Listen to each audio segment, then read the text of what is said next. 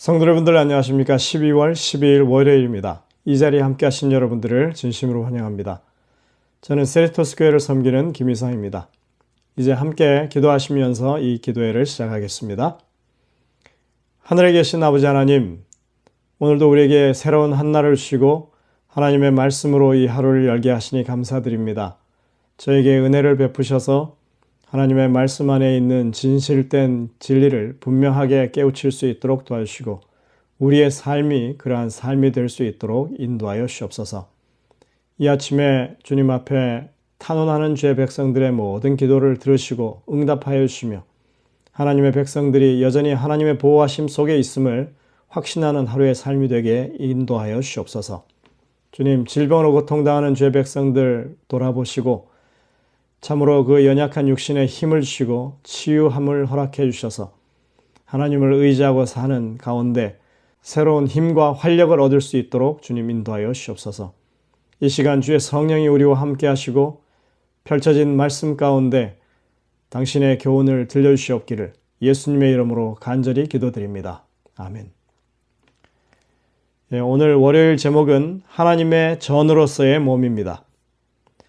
기독교 안에 영혼 불멸설과 재림교회에서 말하는 조건적 영혼 멸절설의 실제적인 차이는 무엇일까요? 그것은 사람을 어떤 구성으로 보느냐의 차이입니다.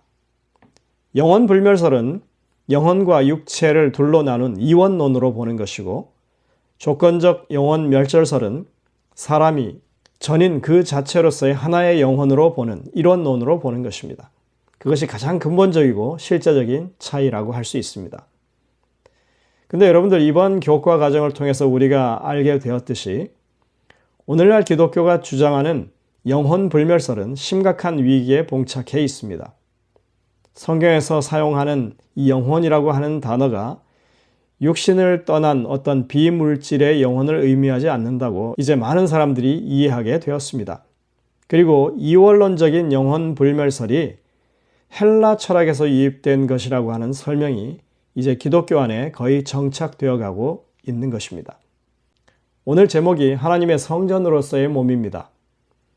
성경이 말하는 성소는 거룩한 곳이죠. 따라서 사람의 몸이 하나님의 성령을 모시니 거룩한 곳이라는 이 가르침은 영혼 불멸설과 조화되기가 어렵습니다. 고린도전서 6장 19절 20절과 10장 31절을 봉독합니다. 너희 몸은 너희가 하나님께로부터 받은 바 너희 가운데 계신 성령의 전인 줄을 알지 못하느냐? 너희는 너희 자신의 것이 아니라 값으로 산 것이 되었으니 그런즉 너희 몸으로 하나님께 영광을 돌리라. 10장 31절입니다. 그런즉 너희가 먹든지 마시든지 무엇을 하든지 다 하나님의 영광을 위하여 하라. 성경은 우리의 영혼이 육체 안에 거한다고 말하지 않습니다. 성경은 오히려 우리의 육체 안에 하나님의 성령이 거하신다고 말하고 있습니다. 그래서 우리의 몸이 성전이라고 하는 것이죠. 여기서 바울이 사용한 성전이라고 하는 단어는 신약 성경에서 성소, 특히 지성소를 의미하는 헬라어 나오스라고 하는 단어입니다. 지극히 거룩한 장소를 뜻하는 말입니다. 일반적으로 인간의 육체는 죄악의 본거지로 여겨집니다. 타락한 본성을 가졌기에 거룩이 깃들 수 없는 공간이죠. 성경은 죄의 타락한 본성을 따른다고 해서, 그렇게 산다고 해서 육신으로 표기하기도 합니다. 그러나 하나님은 바울을 통해서 이 죄된 인간, 이 죄된 육신에 하나님의 성령이 거하시면 이제부터는 우리가 거룩한 성령을 모신 거룩한 성전이 된다고 선언하고 있습니다. 정말로 엄청난 충격적인 발언입니다. 고린도후서 3장 17절에 보면 주는 영이시니 주의 영이 계시는 곳에는 자유함이 있느니라고 말하고 있습니다. 이 말씀은 영혼 불멸설에서 말하는 것, 즉 인간의 육신을 가리켜서 영혼이 잠시 갇혀있는 감옥이라고 하는 생각과는 완전히 반대되는 말씀입니다. 영혼 불멸에 의하면 사람이 죽어야 영혼이 자유함을 얻게 되는데, 성경은 사람이 그 속에, 그 마음에 성령을 모시면 자유함을 얻는다고 가르치고 있습니다. 참 많은 차이가 있죠. 또 인간의 몸이 신성하다고 하는 가르침이 있긴 있습니다. 그것은 범신론입니다. 신과 우주가 하나면서 같은 존재라고 믿기 때문에 모든 것은 신이고, 그래서 인간의 몸은 단일하고 통합적인 것인데 범우주적인 신의 일부라고 생각하는 것입니다. 그러나 이 범신론은 인간과 신을 동일시합니다. 반면에 그리스 철학의 영혼 불멸설은 인간의 육신을 악하다고 규정하고 있습니다. 이렇게 인류 역사에서 인간의 본질에 대해서 충돌하고 있는 다양한 주장들이 있습니다. 그 가운데서 우리는 성경이 인간의 본질에 대해서 가르치는 것을 정확하게 이해하고 진리 위에 굳게 서야 할 것입니다. 다시 강조하지만 바른 교리는 바른 신앙생활로 이어지기 때문에 우리는 그 바른 가르침을 찾아야 합니다. 전인으로서의 우리의 몸을 성경은 영혼이라고 표현했습니다. 개신교 신학자인 한스 발터 볼프는 그의 저서 구약 성서의 인간학이라고 하는 책에서 이렇게 말합니다. 성경에 영혼으로 번역된 네페시는 우리가 아는 영혼이 아니다. 네페시는 전인적 인간, 특히 인간의 호흡을 포함한 그런 것으로 이해되어야 한다. 여기서 인간은 네페시를 가지고 있는 존재가 아니라 인간 자신이 곧 네페시이다. 이것이 오늘날 기독교 안에서 설득력이 있는 영혼에 대한 이해라고 보시면 됩니다. 이렇게 전인적인 인간을 영혼으로 이해하면서 영혼이 곧 하나님의 전, 그리고 성령의 전이라고 하는 사실을 받아들이게 되면 우리 생활 방식에, 이 신앙생활 방식에 어떤 긍정적인 변화를 우리가 기대할 수 있는 것입니다. 아담과 하와 모두 하나님의 모양과 형상대로 창조되었었죠. 그런데 그것은 품성뿐만 아니라 육신도 마찬가지였습니다. 그런데 이제 죄로 인해서 그 형상이 훼손되고 가려지게 됩니다. 하지만 생명나무에 더 이상 접근할 수 없게 된 이 인간을 창조 당시에 완전한 인간, 즉 건강한 육체를 포함한 원래의 모양과 그 형상대로 회복시키시려는 것이 바로 하나님의 구속 사업입니다. 이처럼 회복이라고 하는 것은 예수님을 믿기 시작하는 때부터 시작해서 예수님이 재림하셔서 썩을 것이 반드시 썩지 아니할 것을 입고 이 죽을 것이 죽지 아니함을 입게 될 때에 비로소 완성되는 인간 삶 전체를 아우르는 과정이라고 할 수 있는 것입니다. 사도 요한은 그의 친구 가이오에게 사랑하는 자여 내 영혼이 잘됨 같이 내가 범사에 잘되고 강건하기를 내가 간구하노라 라고 요한 3서 2절에서 편지했습니다. 오늘날 우리가 웰빙이라고 하는 말이 이미 이때 사용된 것으로 볼 수 있죠. 여기서 웰빙은 육신과 분리된 영혼의 웰빙을 가리키는 게 아닙니다. 오늘날 우리가 웰빙이라고 하는 단어를 생각해 보면 쉽게 이해가 되는 것입니다. 인간이 영과 혼으로 분리될 수 없고 신앙이 인간의 삶 모든 측면을 포함한다는 것을 우리가 받아들이게 되면 신체를 건강하게 보호하는 것 역시 하나님께서 구원하시는 그 회복의 영역이라고 하는 것을 인정할 수밖에 없는 것입니다. 그런 의미에서 영혼은 전인적 인간이어야만 합니다. 우리의 몸이 성전이라 하고 너희 몸으로 하나님께 영광을 돌리라는 이 바울의 말씀은 또한 나중에 나오는 고린도전서 10장 31절에 있는 말씀과 조화가 됩니다. 먹든지 마시든지 무엇을 하든지 다 하나님의 영광을 위하여 하라 이랬습니다. 예수님이 말씀하셨죠. 영은 살과 뼈가 없다고, 다시 말해서 육체가 없다는 것입니다. 그러니 영이라고 하는 것은 먹고 마시는 일이 상관이 없는 것입니다. 전인적 인간으로서 영혼이어야만이 먹는 것과 마시는 것을 통해서 하나님께 영광을 돌릴 수 있는 것 아니겠습니까? 오늘 영감의 교훈에 보면 육신의 건강을 요구하시는 하나님께 대해서 이렇게 설명하고 있습니다. 하나님의 성전은 거룩해야 한다.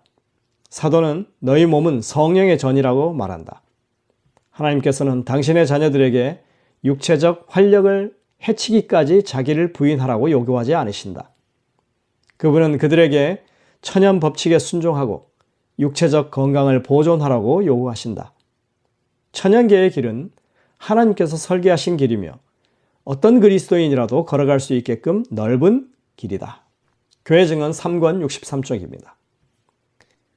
우리는 여기서 재림교회가 주장해온 건강기별을 잠시 좀 생각해 볼 필요가 있습니다. 오랫동안 재림교회가 건강지킴이로서 선구적인 역할을 해왔죠. 그러나 이제 세상도 건강에 대한 인식이 많이 향상되었습니다. 오늘날 현대과학은 이 질병의 원인으로 다음 5가지를 꼽습니다.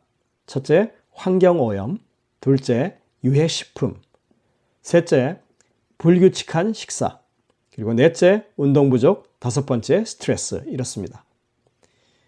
예전에 뉴스타트 운동이 이 재림교회를 중심으로 확산되던 그 초기에 가장 중요하게 여겼던 것은 이 둘째와 셋째, 즉 먹는 것에 치중해 있었습니다. 무엇을 먹고 안 먹어야 하는지, 어떤 방식으로 먹어야 하는지 그런 것들이 중요하게 여겨졌었습니다. 그런데 오늘날에는 이 세상 사람들도 그 외의 요소들에 더 관심을 가지고 중요성을 부과합니다. 오염 문제, 운동 부족, 스트레스 이런 것들이 아주 건강에 중요한 그런 요소라고 하는 것입니다. 그리고 거기에다 하나를 더 추가하죠. 유전적인 요인도 이 병의 아주 중요한 요인으로 추가되어 있습니다. 이렇게 현대는 전 세계 사람들이 모두 다 웰빙, 즉 잘 사는 것에 몰두하고 있습니다. 사람들이라면 누구나 자기 몸을 많이 아끼죠.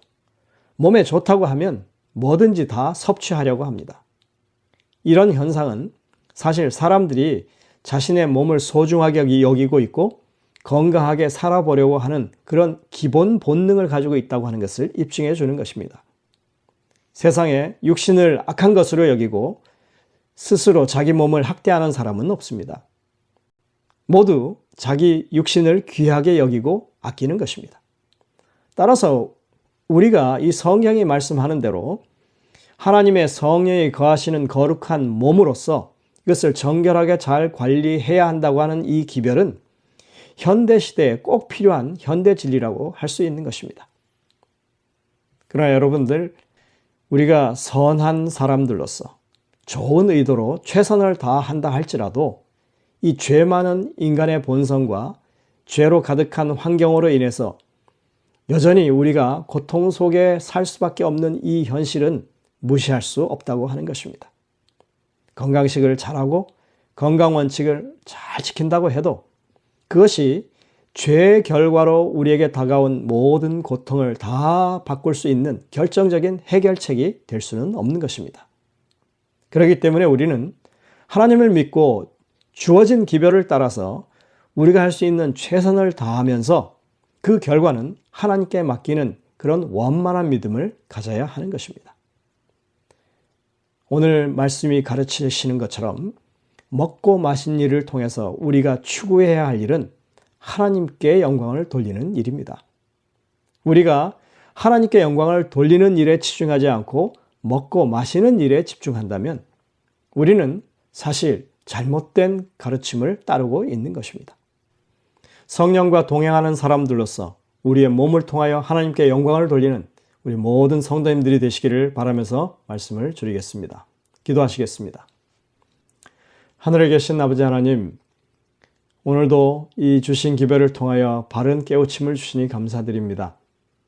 저희들이 먹든지 마시든지 무엇을 하든지 하나님의 영광을 위해서 할 수 있는 그런 사람들 되게 도와주시고 우리 육신의 삶을 통하여 하나님께 영광을 돌리는 그런 산제사를 드리는 모든 성도들이 될 수 있도록 인도하여 주셨기를 예수님의 이름으로 간절히 기도드립니다. 아멘. 네, 여러분들 오늘도 주신 말씀들을 깊이 묵상하면서 주의 음성을 듣게 되시길 바랍니다. 저희들은 내일 다시 뵙겠습니다.